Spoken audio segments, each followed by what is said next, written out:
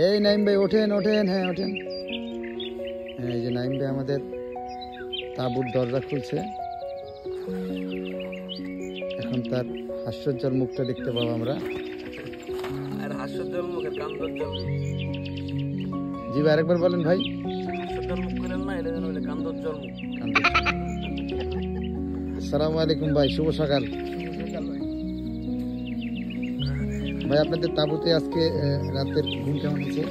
আজকে প্রচুর ঠান্ডা, মানে একটা এলাকার আবহাওয়া যে এত চেঞ্জ হতে পারে। আমরা চট্টগ্রামে ছিলাম, আমাদের সেখানকার আবহাওয়া ছিল খুবই গরমই বলা যায়। আমরা ফ্যান ছাড়িয়ে ঘুমাইছি, মনেই হয় না যে কোনো শীতকাল আসছে।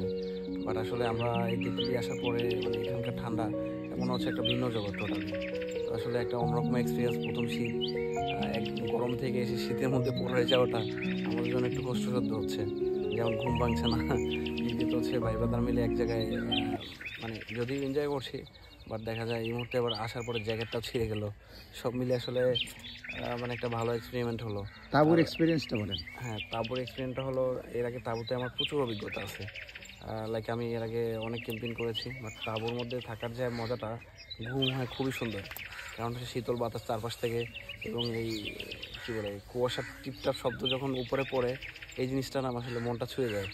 তো যেহেতু আমারও ভালো লেগেছে, আপনারা যারা আসলে তাঁবু ক্যাম্পিং করেন নাই, অবভিয়াসলি চেষ্টা করবেন যে একবার হলো প্রতি বছরে তাঁবু ক্যাম্পিং করার জন্য।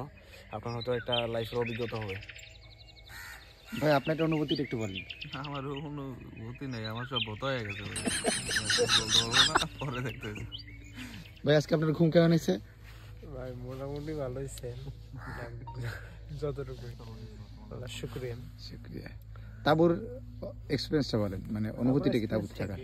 আমরা যখন কোন একটা জায়গায় যাই, সবকিছু তো আর বাড়ির মতো পাবো না, যতটুকু পাইছি শুক্রিয়া। যাক, তাঁবুর মধ্যে থাকার কথা অতটুকু পাই নাই হয়তো বা, কিন্তু আছে যা আছে শুক্রিয়া। আরিফ ভাই